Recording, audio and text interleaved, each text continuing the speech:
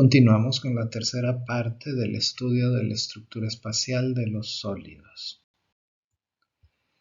Aquí nos ocuparemos de estudiar los mecanismos mediante los cuales se da la formación del sólido. Esto es, cómo es que interactúan los átomos que forman un sólido para que favorezcan la formación de esta estructura cristalina.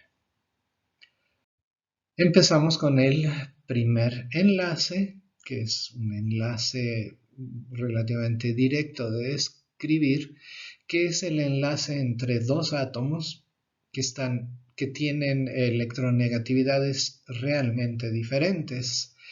Se conoce entonces como enlace iónico. El ejemplo que vamos a utilizar es el cloruro de sodio, la sal común, que está formada entonces por átomos de sodio y átomos de cloro. El sodio es muy electropositivo y el cloro es muy electronegativo. Entonces, en realidad, lo que va a hacer es un enlace entre iones positivos de sodio y iones negativos de cloro.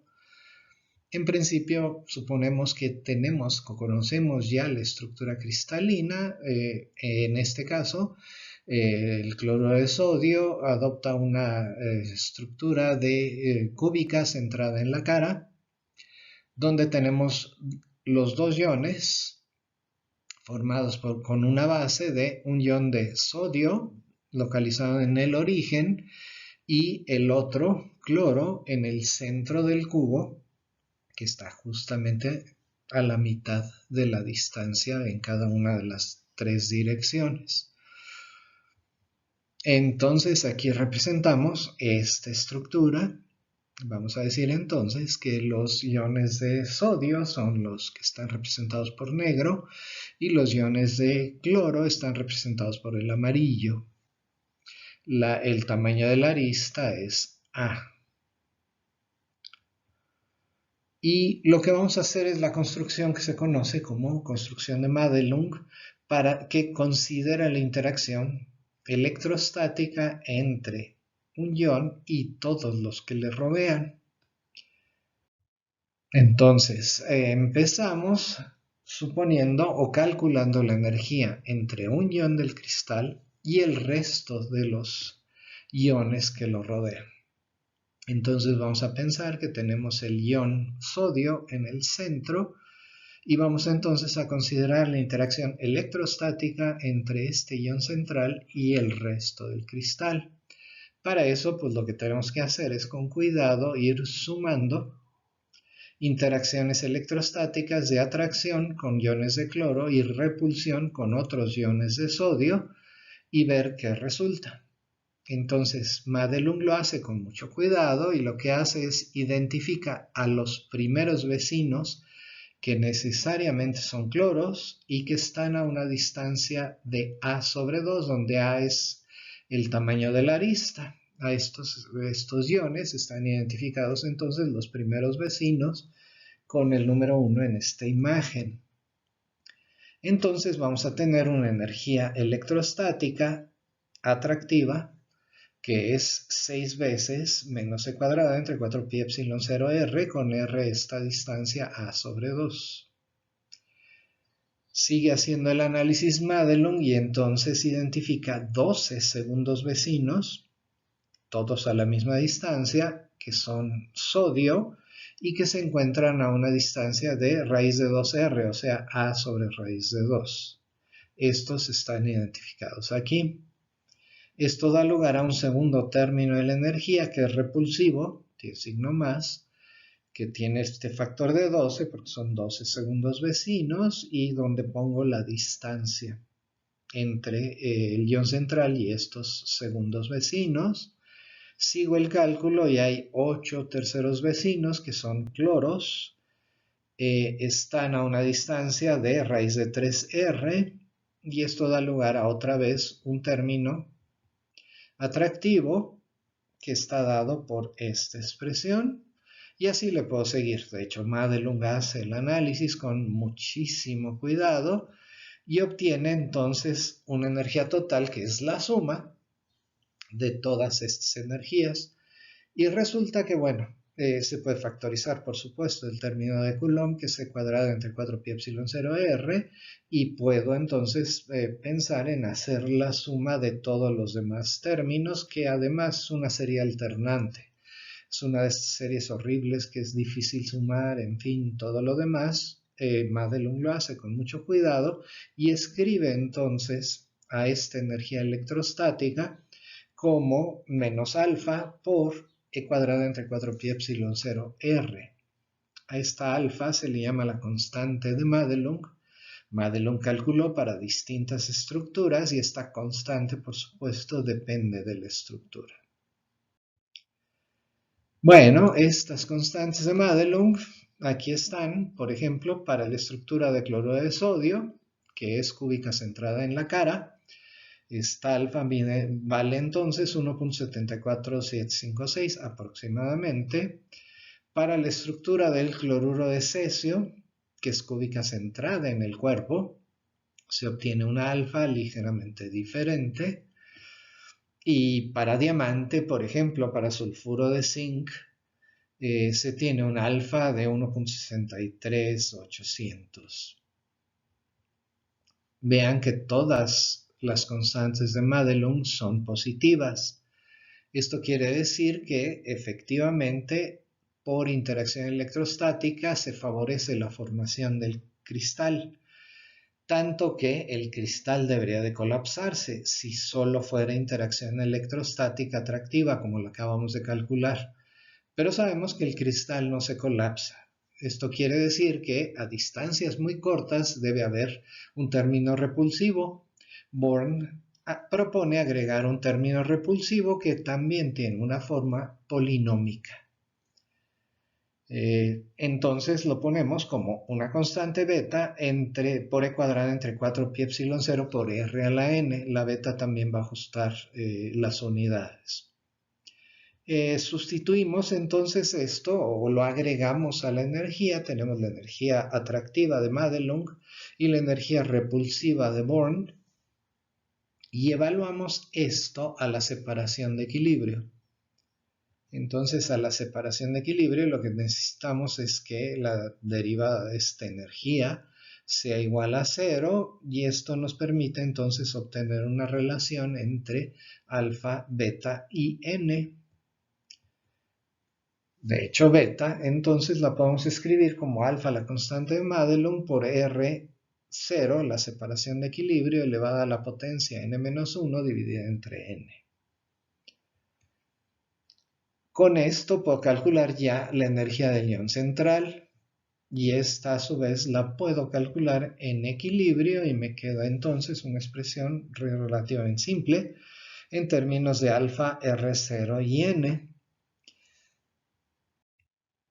Esta relación nos permite, si sé la energía de formación del cristal, me permite comparar con el experimento. Para esto nada más vamos a considerar que el cristal tiene n moléculas, n es un número grande, y la energía de formación de la molécula o del cristal va a ser n por esta energía de cada ion individual. Y entonces me queda una energía en términos de alfa, R0 y n. Por ejemplo, para cloruro de sodio se tiene una energía de formación de 7.64 por 10 a la 5 joules por mol. Esto quiere decir que la n que tengo que poner aquí en esta expresión es el número de Avogadro. Y además se obtiene por difracción de rayos X que la distancia de separación entre el sodio y el cloro es de 0.28 nanómetros, otra vez comparable a la energía, a la separación, al radio de Bohr, ¿sí? Y cuando hago esto y sustituyo en esta expresión, puedo despejar n y obtengo que la n que me da este resultado es más o menos de 9.4. Con este modelo obtengo entonces una expresión para la energía en función de la separación. Y con esta expresión y el valor de n que de aquí obtengo, en principio puedo obtener otras propiedades del cristal, como podría ser la compresibilidad. Sin embargo, ustedes van a ver en una tarea que estas predicciones para la compresibilidad, por ejemplo, son bastante malas. Entonces Born y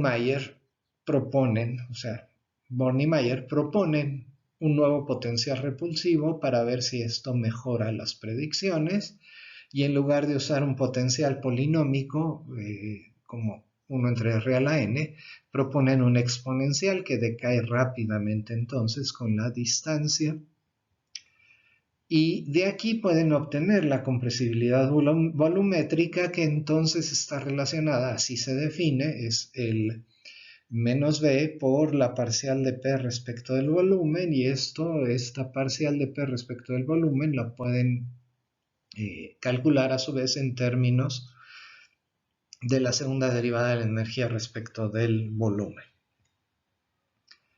Entonces, sustituyendo, el potencial que vamos a utilizar es el de Madelung más el potencial de Born-Mayer que tengo acá arriba. Es importante que se den cuenta que aquí en el potencial de Madelung estoy usando también la interacción electrostática, considerando la posibilidad de que la valencia de cada ion sea diferente de 1, como fue el caso de cloruro de sodio.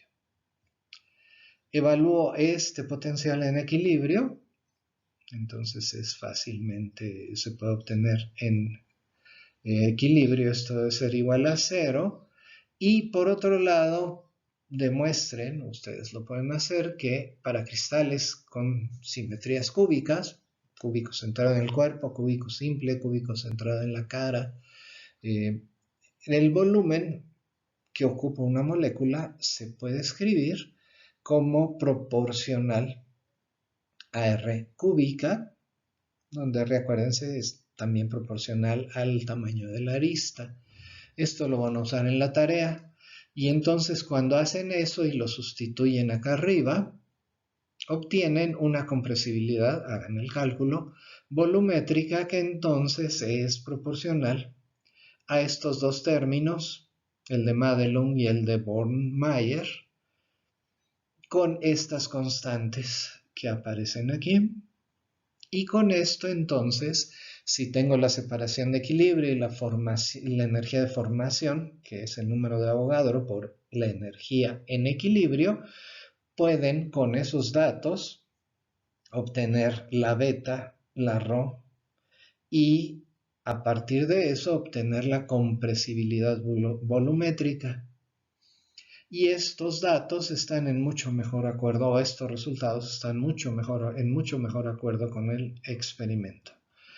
Aquí pongo entonces un par de ejemplos, no voy a entrar en los detalles, ustedes repásenlos con cuidado, en el que se usa, por ejemplo, en el primer ejemplo, el modelo de Madelung y la energía de Born polinómica para obtener la energía de formación de bromuro de potasio, con una estructura igual a la de cloruro de sodio, una distancia de separación comparable y una energía de formación de 663.5 kJ por mol. Ustedes entonces sigan el cálculo y se obtiene una buena energía, ¿sí? Utilizando una N igual a 9, que es similar a la que usamos para cloruro de sodio. Noten por favor que si toman otro valor no muy lejano de 9, por ejemplo entre 7 y 11 para N, van a obtener energías que son muy comparables a lo que estamos obteniendo aquí. Entonces el valor de N no necesariamente, lo pueden tomar entre 7 y 9, funciona muy bien en cualquiera de estos casos. En este otro ejemplo podemos repetir el cálculo para cloruro de sodio, pero utilizando el potencial de Born-Mayer. Y entonces aquí, en estas dos láminas, se muestra cómo no nada más se obtiene la energía de formación, que permite entonces obtener la beta y ρ, sino que también se puede obtener el módulo de compresibilidad, y entonces se puede obtener una compresibilidad de 25.11 gigapascales, que no está nada mal comparado con lo que se mide experimentalmente, que son 24 gigapascales. Y la pregunta es, lo pueden resolver ustedes, es que si en lugar de usar el potencial de Born-Mayer usan solo el de Born, hubieran obtenido un valor bastante malo para la compresibilidad. Continuando entonces con los enlaces, ahora vamos a describir otro tipo de enlace, que es el enlace covalente, que es exactamente lo contrario al enlace iónico. Tenemos enlace para formar un cristal entre átomos que tienen electronegatividades similares o iguales, átomos iguales, como sería el caso de, por ejemplo, diamante. En este caso, los electrones ocupan orbitales moleculares que son fundamentalmente covalentes. La estructura espacial favorece la formación entonces de orbitales dirigidos y entonces es especialmente útil usar hibridizaciones sp cúbica que empleamos para carbón, por ejemplo. Ejemplos de estas cristales son el diamante, el silicio, el sulfuro de zinc, el arseniuro de galio y en general es la estructura favorita de todos los semiconductores, que va a ser un capítulo completo de esta materia. Entonces la estructura la repito otra vez, es la estructura de diamante o de compuestos binarios como el sulfuro de zinc o el arseniuro de galio, donde entonces tenemos un tipo de átomos en los sitios marcados en amarillo y el otro en los sitios marcados en azul. El siguiente ejemplo o el siguiente tipo de enlace ocurre entre metales en la tabla periódica. Entonces se llama el enlace metálico y aquí el empaquetamiento de los átomos, el ocupar entonces el espacio de la manera más eficiente es el que determina la estructura del cristal.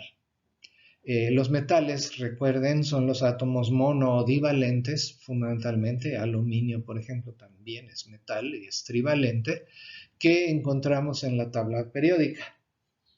En este caso, los electrones de valencia se deslocalizan totalmente. A final de cuentas, entonces se reparten todos los electrones de valencia, pertenecen a todos los átomos del metal y esos electrones de valencia son los responsables del enlace y entonces podemos pensar que estos electrones de valencia forman un gas de electrones libres. Vemos nuevamente que los electrones son el pegamento de los átomos en estos cristales, en estos sólidos. Vamos a ver más adelante el comportamiento de este gas de electrones libres. En el momento en que consideramos que es una red cristalina en donde están empaquetados estos átomos y que esta red entonces tiene periodicidad, vamos a ver que inmediatamente esto establece la existencia de bandas permitidas y prohibidas de energías. Esto también lo vamos a ver más adelante. Entonces podemos decir que los metales existen y forman estructuras cristalinas porque la naturaleza favorece el llenado eficiente del espacio. Como ejemplo, de los 77 elementos metálicos, 18 cristalizan en estructura cúbica centrada en el cuerpo y 25 cristalizan en hexagonal de empaquetamiento compacto. El siguiente tipo de enlaces que vamos a ver es un enlace que podríamos llamar tipo molecular o de Van der Waals. Y para ilustrarlo vamos a describir la fuerza de Van der Waals que ocurre entre átomos neutros. Entonces son dos átomos, digamos, idénticos, separados a una distancia r y que no forman orbitales moleculares. Esto es, no están lo suficientemente cerca como para que los orbitales atómicos formen combinaciones lineales, tanto ligante o antiligante, para que den lugar a orbitales moleculares. Entonces vamos a hacerlo platicadito. Cada átomo, vamos a decir, un átomo polariza al otro átomo y entonces el otro átomo también está polarizando al primero y en realidad lo que tengo aquí es que considerar la interacción entre estos dos dipolos que ocurren por el efecto de la presencia del otro átomo. Nuestro modelo, ¿cuál va a ser? Como siempre, es la interacción entre el átomo más simple que sabemos describir, que es el átomo de hidrógeno. Entonces, supónganse que tienen efectivamente la interacción entre dos átomos de hidrógeno separados a una distancia r. El electrón 1 pertenece al átomo de hidrógeno 1 y el electrón 2 pertenece al átomo de hidrógeno 2. Están suficientemente alejados como para no preocuparnos de la indistinguibilidad de los electrones, y lo que queremos hacer es utilizar la mecánica cuántica para describir la interacción entre estos dos átomos de hidrógeno. ¿Podemos escribir el hamiltoniano? Sí, lo podemos escribir.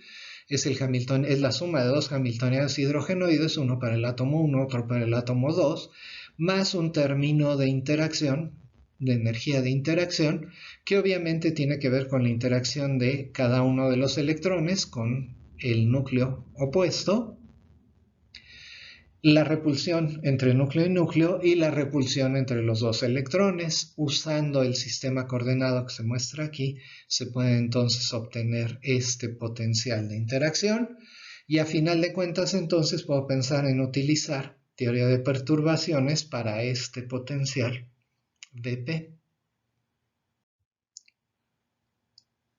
Vamos a hacer el cálculo a primer orden de perturbación. Para ello lo que hacemos es primero hacer la expansión del potencial, suponiendo que la distancia de separación R mayúscula es grande y que por eso no hay orbitales moleculares. Si hacen esa expansión, ustedes pueden demostrar que hay la suma de dos términos. De hecho, es un cálculo que hicieron, me parece, en la clase de electromagnetismo. Hay un término que es de interacción entre los dos dipolos, el producto punto de los dos dipolos divididos entre la distancia de separación al cubo, pero que tiene entonces dos términos que aquí se muestran. El siguiente término es de orden r a la cuarta. Entonces estos términos son: el primer término es r cúbica, el término de orden más bajo, donde los dipolos atómicos están descritos de esta manera, y son los dipolos entonces de cada átomo. Entonces estamos pensando en la interacción a distancia entre dos dipolos, P1 y P2.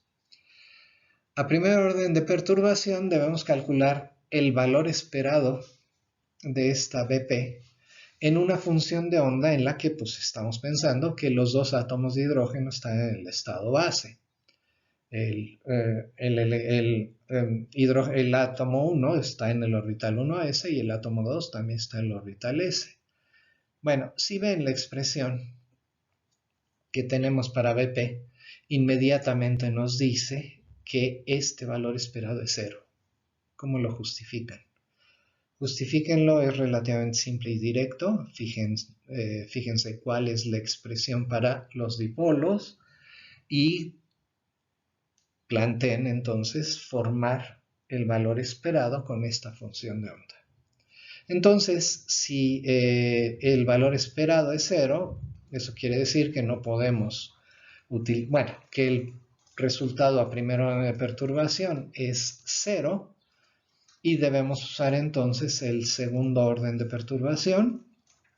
Voy a lo que vimos en las primeras clases para ver cuál es la expresión para segundo orden de perturbación, y entonces lo que vemos es que debemos calcular una cosa de esta forma, donde tenemos entonces que evaluar el elemento de matriz del potencial de perturbación entre el estado 1s en cada uno de los hidrógenos y estados excitados Ns, Ls, N1, L1, Ml1, N2, L2 y Ml2 para los electrones, para los hidrógenos en estados excitados.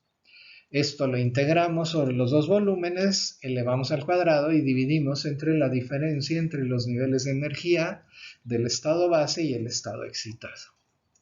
Una de las cosas entonces que pueden demostrar con esta expresión es que a la hora que elevo al cuadrado, el potencial va a ser proporcional, o la energía va a ser proporcional a 1 sobre R sexta. porque la energía era proporcional. El término, el ABP es proporcional a la 1 sobre R cúbica. Y a la hora que eleva al cuadrado es 1 sobre R sexta. Y además pueden demostrar de esta expresión que se muestra acá arriba que esta energía siempre es atractiva. Esto es, siempre va a tener un signo menos. Díganme por qué. Piensen por qué. Y luego entonces voy a tener una energía atractiva siempre entre dos átomos neutros que es proporcional a 1 sobre R sexta. Y esta energía, o este término de interacción se llama la interacción de Van der Waals. Resulta que este potencial nuevamente diverge para R tendiendo a 0, pues sí, 1 sobre R a la sexta, vaya que diverge rápidamente. Y luego entonces necesito agregar un potencial a mano, un potencial repulsivo, que impida que esta molécula de Van der Waals se colapse. Entonces pongo un potencial repulsivo a distancias cortas y Lennard y Jones lo que proponen es un potencial de interacción de esta manera, que va como 1 sobre R sexta atractivo y 1 sobre R a la 12ª potencia, que es repulsivo. Si graficamos este potencial de Lennard-Jones, es un potencial que tiene un pozo más o menos profundo, pero que rápidamente tiende a el valor epsilon, que pongo como una constante, y que a distancias muy cortas es muy, muy, muy repulsivo. Esto entonces puede dar lugar a la formación, este potencial tipo Van der Waals puede dar lugar a la formación de moléculas entre átomos o entre moléculas neutras. El último enlace que vamos a ver es un enlace que es muy específico de hidrógeno. Hidrógeno, lo recuerdo, es un átomo que a final de cuentas puede ceder relativamente fácil su electrón y luego entonces queda, si este participa en un enlace, este átomo queda entonces como un protón cargado positivamente. Les pongo aquí directamente la definición que la Unión Internacional de Química Pura y Aplicada da del enlace de hidrógeno, que si ven es una relación totalmente circular. Básicamente dice que el enlace de hidrógeno es una interacción atractiva entre un átomo de hidrógeno que está en una molécula o fragmento molecular que lo contiene, en el que la otra parte es más electronegativa, y un átomo o un grupo de átomos en la misma molécula o en otra molécula diferente en la que se tiene evidencia de que hay enlace. Entonces, el enlace de hidrógeno es un enlace en el que interviene el átomo de hidrógeno y ocurre porque ocurre el enlace. Más circular, difícilmente. Es una forma difícil de describir, pero sin embargo es de importancia inmensa porque, por ejemplo, el enlace de hidrógeno es el responsable de la interacción entre moléculas de agua. Entonces aquí en la parte central se muestra una molécula de agua en la que se tienen los dos hidrógenos, que básicamente son protones, y el oxígeno, que tiene básicamente los dos electrones que se chupó de los hidrógenos. Entonces oxígeno está positivamente cargado e hidrógenos más bien son protones. Y esto entonces, si yo acerco una molécula de agua, nuevamente el oxígeno va a atraer a los protones y a su vez los protones de mi molécula central van a atraer a los otros oxígenos. Esto entonces da lugar a, por ejemplo, la formación de agua o ese enlace que describe también y es importantísimo para describir la molécula de ácido deoxirribonucleico y es la responsable de la formación de hielo. Aquí está entonces una imagen de la forma en que cristaliza el hielo y todos esos enlaces son enlaces de hidrógeno. Con esto entonces concluimos la descripción de enlaces y la descripción entonces de la estructura espacial de los sólidos.